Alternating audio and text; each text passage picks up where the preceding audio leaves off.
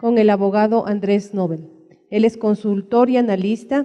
En Argentina estudió leyes en la Universidad de Buenos Aires y estudió por medio de un intercambio académico en la Universidad de Columbia en Nueva York. Actualmente cursa una maestría en Economía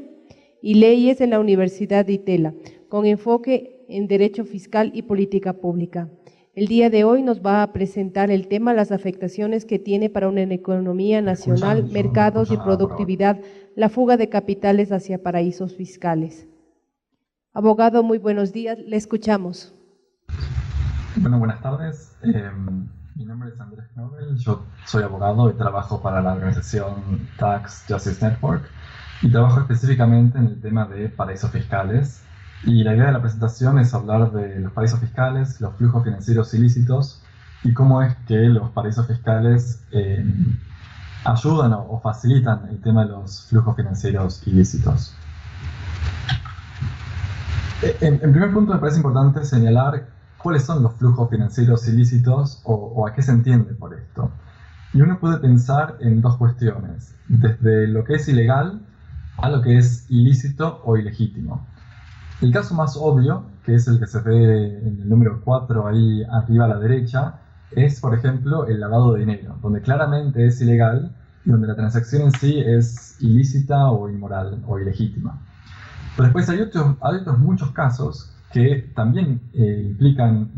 o están involucrados en los flujos financieros ilícitos, que tal vez no son tan ostensiblemente ilegales, pero son igualmente ilegítimos y muchas veces tienen que ver con el secreto. Y eso puede ser el abuso de poder, como por ejemplo cuando hay un conflicto de intereses que un funcionario público está omitiendo para así conseguir algún beneficio propio. Lo mismo sucede con abusos regulatorios o de mercado, cuando empresas simulan no ser las mismas dueñas de un mismo conglomerado para obtener concentración económica. Y el que figura abajo, que no siempre o a veces cuesta probar la ilegalidad, pero claramente son ilegítimos, tiene que ver con el abuso de impuestos o la elusión fiscal, que es lo que suelen hacer las multinacionales para evitar el pago de impuestos, aunque a través de mecanismos que suelen ser legales si uno se atiene únicamente a la letra, a la interpretación literal de la ley, o a veces, aun cuando es claramente violatorio del espíritu de la ley, resulta muy difícil probarlo en un juicio. Entonces muchas veces las multinacionales se pueden salir con la suya y seguir con estas actividades. Entonces, los flujos financieros ilícitos y la relación con los paraísos fiscales es que tanto individuos como entidades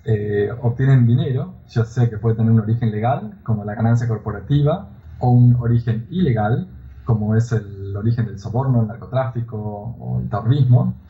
y luego recurren a los paraísos fiscales por dos grandes motivos, uno podría decir. Uno, por las reglas a medida que muchos de estos paraísos fiscales o jurisdicciones opacas ofrecen, y por otro lado, para aprovechar la opacidad o el secreto que estos paraísos fiscales también suelen ofrecer. Lo que tiene que ver con las reglas a medida suele estar relacionado a lo que hacen las multinacionales de aprovechar para manipular los precios de transferencia, que son los precios que se cobran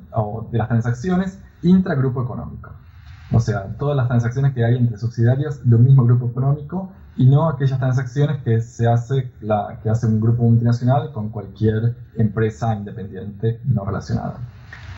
Y parte de esta manipulación de precios de transferencia, así como otras medidas, lo que hacen es la erosión de la base imponible. O sea, reducen la base sobre la cual se van a cobrar impuestos y así se logra entonces pagar muchos menos impuestos o no pagar ninguno. Y por otro lado, la opacidad que ofrecen los paraísos fiscales tiene que ver con, por un lado, a veces ocultar directamente los activos, y esto se ve en el caso del secreto bancario, o las zonas francas o free ports que suelen ofrecer muchos paraísos fiscales para esconder directamente activos desde dinero, joyas, oro, arte, o si no, ocultar la identidad detrás de sociedades pantalla, fideicomisos, títulos al portador u otros mecanismos que puede estar habiendo. Y todo esto lo que le permite hacer tanto individuos como empresas es, como decía antes, obtener concentración de mercado, elusión regulatoria, ilusión de impuestos, evasión de impuestos, lavado de dinero, corrupción o financiamiento del terrorismo, entre tantos otros. Y todos suelen estar relacionados, obviamente. Si bien cada paraíso fiscal o cada jurisdicción puede estar ofreciendo determinada cantidad de servicios, y esto según sus capacidades o el tipo de dinero o el tipo de actividades que estén intentando conseguir, una forma analítica de pensar en esto sería pensar en dos tipos de ofertas, que es la que mencionaba antes. Por un lado, la opacidad, como el secreto bancario, las sociedades pantallas, malas reglas anti-lavado de dinero, o el hecho de que no haya intercambio de información. Y por otro lado, servicios o facilidades que no tienen tanto que ver con el secreto y la opacidad, sino más que le permiten a las multinacionales, en general, evitar el pago de impuestos o a los fondos comunes de inversión, evitar ciertas regulaciones y tener una regulación mucho más laxa. Y acá, por ejemplo, tenemos a las patent boxes, que son formas de asignar ingresos por propiedad intelectual, aun si no se llevó a cabo ninguna propiedad intelectual, ni ningún desarrollo ni investigación en una jurisdicción. Los convenios para evitar la doble posesión con muy bajas retenciones, que terminan costándole mucho dinero a los países porque se comprometen a reducir las retenciones que cobran al pago de regalías o dividendos o intereses, y entonces logran recaudar menos impuestos. O si no, acuerdos secretos entre autoridades fiscales y las multinacionales, como fue el famoso caso de LuxLeaks, de estos leaks de Luxemburgo, donde se había probado que la autoridad fiscal de Luxemburgo había arreglado estos acuerdos secretos con muchas multinacionales para permitirle a estas multinacionales no pagar impuestos en el resto del mundo y transferir todas las ganancias hacia Luxemburgo, donde iban a ser grabadas tal vez al 1% o aún menos que eso. Ahora, si uno piensa específicamente en el tipo de actividades ilegales que se pueden obtener a partir del secreto, el primer caso que viene a la mente es la evasión fiscal. La evasión fiscal, a diferencia de la elusión fiscal, es cuando alguien tiene que pagar el impuesto, por ejemplo el impuesto al valor agregado, el impuesto a la renta o a las ganancias, y decide no pagarlo. ¿Y cómo logra no pagarlo? Bueno, porque de repente lo que hace es esconder los ingresos o esconder los activos, suponiendo que hubiera algún ingreso a la riqueza, esconde los activos en un paraíso fiscal, así nadie se entera y la autoridad fiscal no se entera que uno es dueño de esos activos y así logra entonces evadir el impuesto. Otro es la corrupción, y que sirve tanto para simular como para esconder los frutos de la corrupción. Esto puede ser desde crear sociedades para fingir el pago de servicios, que en realidad son sobornos o coimas, o si no directamente, del mismo modo que la evasión fiscal, es esconder el dinero de la corrupción en un paraíso fiscal, en algún país que ofrezca secreto bancario, para que nadie se entere que uno es el dueño de ese dinero, porque si se enteraran, uno tendría que justificar cuál fue el origen lícito o cómo hizo para obtener tanto dinero. Por otro lado, la corrupción se puede dar desde ocultar el conflicto de intereses, que esto se suele dar cuando un mismo funcionario público se otorga a sí mismo o a alguien relacionado a él o a ella cualquier contrato del Estado, donde obviamente por mediar un conflicto de intereses no debió haber sido contratado y no debió haber estado involucrado. El lavado de dinero, que implica el hecho de fingir y generar muchísimas transacciones a partir de dinero ilegalmente obtenido, ya sea del narcotráfico o a partir de la evasión fiscal, y desde transferirlo en muchas cuentas bancarias o simular muchas transacciones para que se pierda el rastro y sea muy difícil determinar que en realidad todo ese dinero y toda esa ganancia había tenido un primer origen ilegal. Y después, obviamente, el financiamiento del terrorismo, donde implica lo mismo. Algunas organizaciones que se establecen como fundaciones o organizaciones no gubernamentales, que en realidad, en vez de dar caridad, que es lo que supone estar haciendo, se dedican a financiar terrorismo, o si no, cualquier actividad terrorista que busque que se sirva de cualquiera de estos otros mecanismos para recaudar dinero. Y cuando pensamos en la regulación a medida, en general esto tiene que ver, como explicaba, con la elusión fiscal, donde acá no es que directamente y literalmente se está evadiendo el impuesto o evitando pagar el impuesto como sucedía en el caso de la evasión fiscal, sino que acá se aprovecha la normativa de muchos países diferentes, se hacen interpretaciones y hasta un abuso de derecho para, muchas veces manteniéndose dentro del marco literal de la ley, se está violando el espíritu de la ley, que buscaba obviamente recaudar o gravar impuestos, y se logra, sin embargo, evitar el pago de estos o reducirlo en gran medida. Y lo mismo pasa con la flexibilidad regulatoria, que son los países que, en vez de ofrecer una regulación más efectiva y eficiente y a veces compleja, lo que hacen, sin importarles mucho los riesgos que conlleva desde el lavado de dinero, de la corrupción o desde el secretismo, prácticamente no pedir ninguna regulación y hacer algo sumamente laxo y sumamente fácil para crear sociedades o para evitar el pago de impuestos. Ahora acá podemos ver un ejemplo, que tal vez esto es para ilustrar más gráficamente cómo puede pasar en el caso concreto. Acá en apariencia vemos que, por un lado, hay una sociedad que se llama Vivienda SRL, es una sociedad de responsabilidad limitada que tiene casas y autos a su nombre. Y tenemos una sociedad también que se llama Hidrocarburos S.A., sociedad anónima, que obviamente acaba de obtener una licencia de explotación, por ejemplo, para explotar petróleo. Y esta licencia la obtuvo del Ministerio de Energía y de Minas. Y cuando vemos es que hay una sociedad, esta Hidrocarburos S.A., es la dueña, la controlante y la dueña es esta otra sociedad que se llama Pantalla, también sociedad de responsabilidad limitada. Ahora, esto es la apariencia, esto es lo que se ve en los papeles o lo que cualquier público o ONG o periodista de investigación o a veces autoridades estaría mirando. Pero ¿qué es lo que puede estar sucediendo detrás en la realidad? Lo que puede suceder es que esta empresa, Hidrocarburos S.A., haya obtenido la licencia de explotación, haya ganado esta licencia a partir de haberle pagado un soborno o una coima al ministro o a cualquier funcionario del ministerio. Ahora, seguramente este pago a un banco no lo va a hacer la empresa directamente, sino que va a crear una sociedad nueva, yo la llamo Soborno LLC, tal vez de Delaware o de cualquier otro paraíso fiscal, y le va a pagar dinero al ministro o al otro funcionario público en un banco seguramente de un paraíso fiscal, como puede ser Suiza o Panamá. Al mismo tiempo, si uno viera lo que pasa en la realidad, que esto es obviamente información confidencial, que es muy difícil de obtener, uno podría darse cuenta que detrás de esta Pantalla SRL, que parecía ser la dueña directa de la empresa Hidrocarburos S.A., que es la licenciataria de la explotación de hidrocarburos, había un fideicomiso, tal vez del Reino Unido o de Islas Caimán, y detrás del fideicomiso estaba el primer ministro del país, o el presidente o cualquier otro funcionario o gran autoridad, que obviamente había estado ocultando su tenencia. Y lo que puede ser es que esta persona, de repente, con el fruto de la ganancia de estos Hidrocarburos S.A., haya comprado autos y viviendas y que las tenga a través de otra empresa, Vivienda SRL, también puede ser de cualquier paraíso fiscal, para así lavar el dinero, porque estaría ocultando cuál fue el origen y estaría intentando demostrar que tiene una ganancia a partir de la compraventa de inmuebles o de automóviles. Y lo otro que puede estar sucediendo, como si fuera poco todo esto, es que alguien, incluso la misma empresa, Hidrocarburos S.A., puede crear una empresa, una sociedad anónima, de un paraíso fiscal o de donde fuera, para generar facturas falsas por servicios inexistentes. ¿Y por qué estaría haciendo esto? Porque de esta forma estaría inventándose gastos, y al tener más gastos no tendría una ganancia, y al no tener una ganancia no tendría que pagar el impuesto a las ganancias, con lo cual no solo todo este mecanismo habilitado por los paraísos fiscales estaría facilitando la corrupción o el lavado de dinero, sino que al mismo tiempo estaría evitando el pago de impuestos.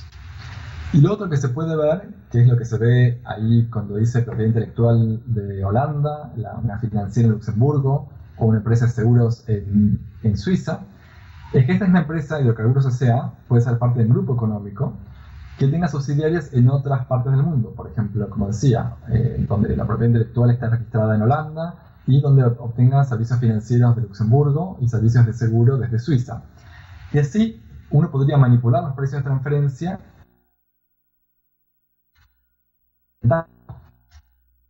costos que tiene para nuevamente evitar el pago de ganancias. Entonces, como decía, acá tenemos un caso donde hay corrupción, un caso donde puede haber corrupción por conflicto de intereses, porque no se explicó que el primer ministro es una persona expuesta políticamente y que el dueño de esta empresa de Hidrocarburos S.A., que había obtenido una licencia para explotar hidrocarburos. Puede haber un caso de lavado de dinero, puede haber un caso de evasión fiscal, porque acá directamente las facturas eran falsas, porque los servicios eran inexistentes, así que este es un caso de evasión, o si no de elusión fiscal, donde tal vez se está respetando la ley en sentido literal, pero lo que está sucediendo es que se está manipulando de una tal manera, se están manipulando los precios de transferencia que se cobran en las transacciones intragrupo económico, y que resulta tan difícil probarlo, ya sea por la falta de comparables o por otras razones, que al final también se logra eludir impuestos y nuevamente se evita el pago de impuestos a las ganancias. Ahora, ¿cuáles son las estrategias de secreto? ¿O por qué es que son importantes los paraísos fiscales en todo esto? ¿Por qué alguien, por ejemplo, estando en Ecuador, por qué alguien haría todo eso en Ecuador en vez de recurrir a paraísos fiscales? Acá lo importante es la generación de opacidad o el aprovechamiento del secreto. Y lo que puede suceder es que podemos tener un individuo, que es el que ven en la imagen en la pantalla, que tal vez es el dueño de petróleo, de minerales, de licencias de explotación, de autos, de casas, de dinero, y esto puede estar tanto en Ecuador como en otro país como en Suiza, y sin embargo la autoridad de Ecuador no tiene ninguna forma de saber que este individuo es el verdadero dueño de todos estos activos, de todos estos bienes. ¿Por qué? Porque el individuo en realidad creó un fideicomiso o un trust, que a su vez es dueño de una compañía, que a su vez tiene directores o accionistas testaferros en otra jurisdicción. Y estos son los que figuran como los dueños inmediatos. Ahora, ¿cómo es que funciona todo esto y por qué alguien recurriría a todo esto? ¿Cuáles son las estrategias detrás de esto? La primera estrategia, que es de alguna forma la menos sofisticada, la más directa, es aprovechar aquellos países donde hay un secreto sobre quién es el titular de los activos, quién es el dueño de los activos. Un ejemplo de esto es el secreto bancario. Si uno va a un país donde hay secreto bancario y no hay forma de obtener información, porque la autoridad no puede preguntar quién es el dueño de la cuenta bancaria, directamente acá la persona se está beneficiando del secreto de la titularidad de los activos, porque nadie se va a enterar que uno es el dueño de la cuenta bancaria. O muchas veces los bancos directamente no piden la información, porque aún si la autoridad fiscal podría pedir la información al banco, el banco mismo es el que no pide la información o el que la toma mal o la toma con errores. Lo mismo puede pasar si no hay un registro de propiedad inmueble que tenga que decir quiénes son los dueños de los autos o de las casas o de los aviones o de los yates. Entonces, nuevamente lo más fácil y la forma más rudimentaria de alguna forma es cuando una jurisdicción, sea la que sea, ofrezca secretos sobre la titularidad de los activos. Por suerte esto está cambiando en el mundo, entonces no son tantos los países donde hay un secreto absoluto sobre quién es el dueño de los activos, sino que esto suele ser poroso y de a poco las autoridades van obteniendo cierta información. Entonces, acá es donde importa la segunda estrategia, que es lo que se ve en amarillo. Por si alguien se entera que este individuo, podemos llamarlo Juan Pérez, es el dueño de la cuenta bancaria, o es el dueño del auto, o el dueño de la casa, lo que le va a convenir a este Juan Pérez es no aparecer como el dueño directo de la cuenta bancaria o de la casa, sino hacer esto a través de muchas estructuras complejas, como es el uso de fideicomisos, el uso de compañías, ya sea sociedades anónimas, SAs, SRL, sociedad responsable limitada, PSCs, que es un tipo de sociedad que está disponible en la isla de Guernsey, muchísimos tipos de sociedades, o una sociedad panameña, una fundación panameña, las sociedades panameñas que a veces ofrecen títulos al portador, o directamente aprovechar, como es ofrecido en muchos países, el uso de testaferros como accionistas o testaferros para directores o autoridades de una sociedad.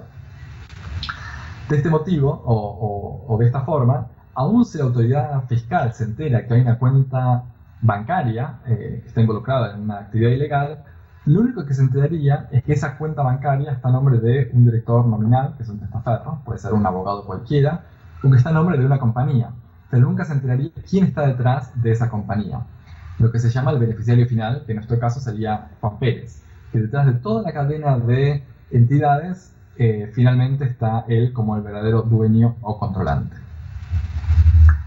Ahora, lo que podría pasar es que, para llegar un poco a la tercera estrategia, que es para agregar una capa más de opacidad,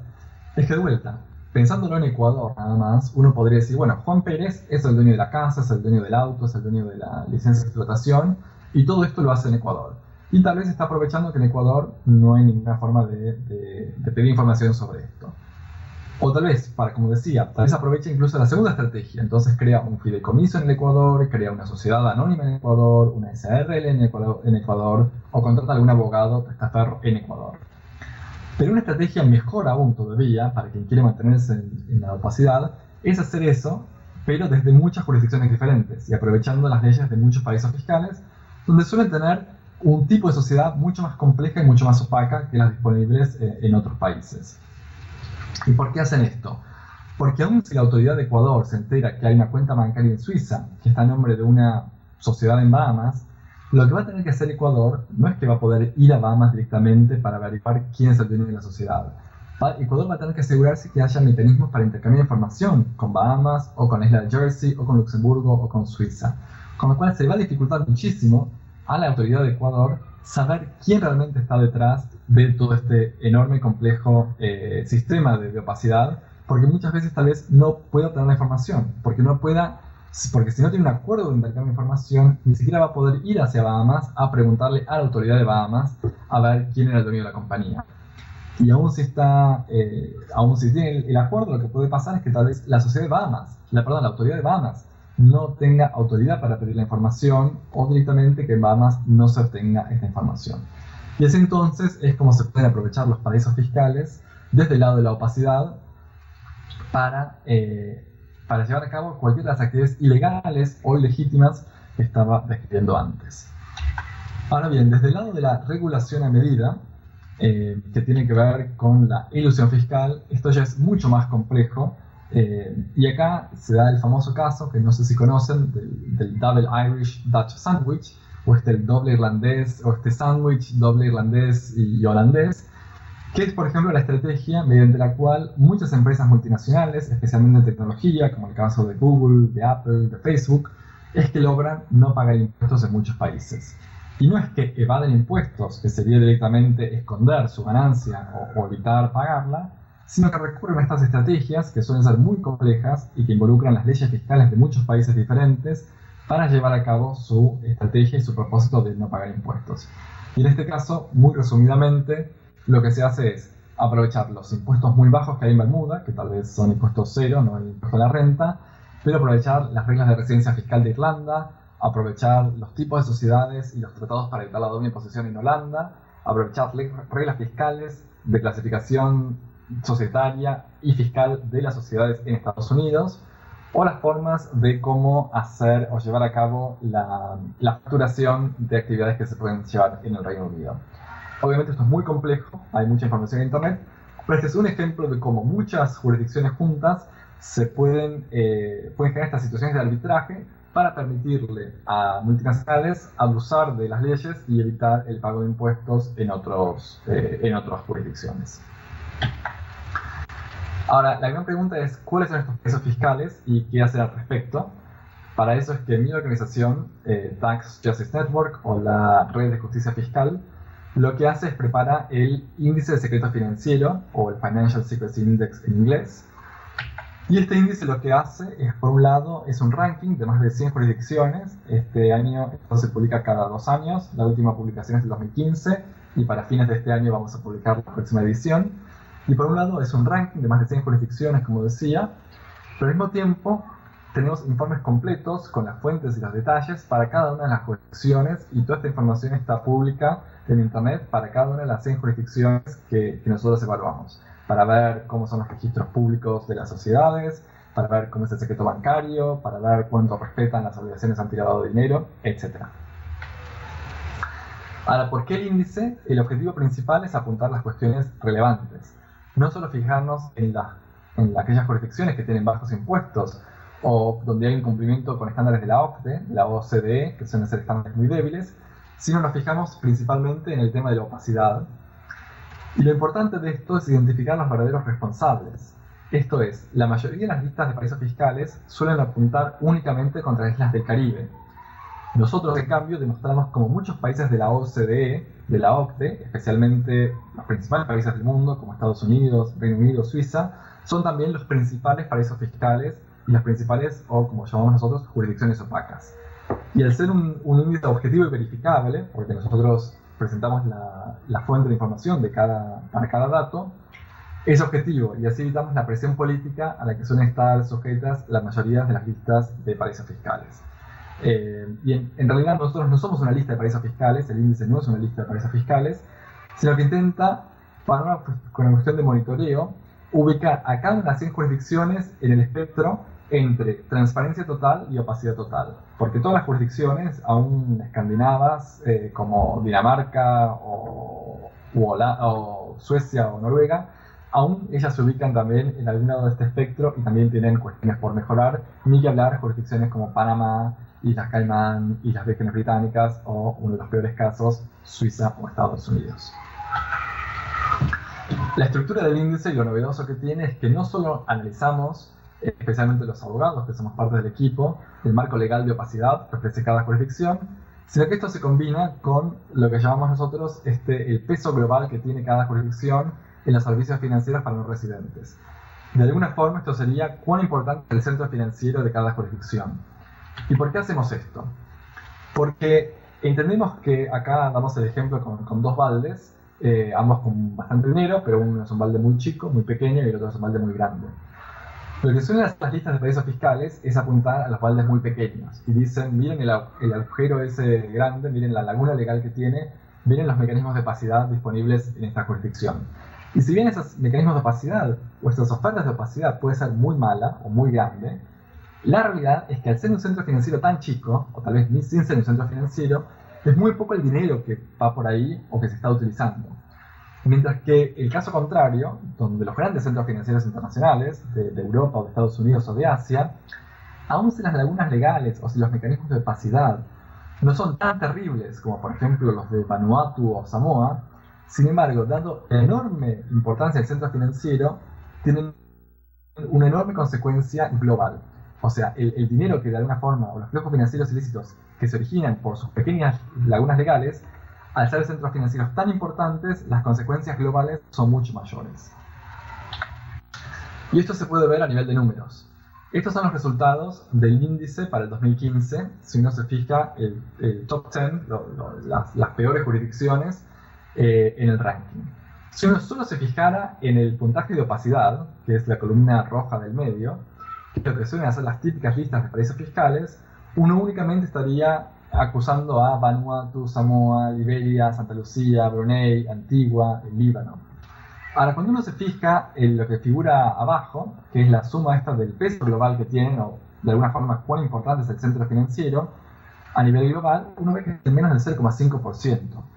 ¿Qué significa esto? Que si toda la presión internacional se destinara a que estas 10 jurisdicciones se volvieran súper transparentes, prácticamente nadie notaría la diferencia, porque menos del 1% de los servicios financieros para no residentes pasan por estas jurisdicciones. Ahora, ¿qué pasa cuando uno mira al top 10, a las peores jurisdicciones según el índice de secreto financiero que produce TJN? Acá vemos a Suiza, Hong Kong, Estados Unidos, Singapur, Islas Caimán, Luxemburgo, Líbano, Alemania, Bahrein o Dubái, los Emiratos Árabes Unidos. Acá vemos que, como decía, tal vez el promedio de secreto no es tan alto como el de los otros países. No es que ofrezcan tanto secreto o estipulaciones tan nocivas desde el secreto. Pero al tener casi el 60% de los servicios financieros a nivel internacional, obviamente lo que pasa en estos 10 países va a tener muchísima más consecuencia y relevancia a nivel mundial. Y si estos 10 países se volvieran más transparentes, sí que el mundo podría notarlo. No solo, de vuelta, como explico, por la importancia de los centros financieros que implican estos países, sino porque estos mismos países tienen la capacidad y la presión política para obligar al resto de los países a implementar las mismas reglas de transparencia que estarían aplicando ellos mismos. Bueno, sé que tenía poco tiempo, así que les agradezco mucho por el tiempo. Acá pueden ver la página, el Financial Secrecy Index, o pueden googlearlo directamente, donde pueden obtener información y acceder a toda la información online y gratuita sobre el índice. Más abajo, la página web de TJN, de la Red de Justicia Fiscal. Y, por último, mi email, por si alguien tiene alguna consulta. Así que bueno, les agradezco mucho por el tiempo. Perfecto. Agradecemos al abogado Andrés Nobel por su presentación.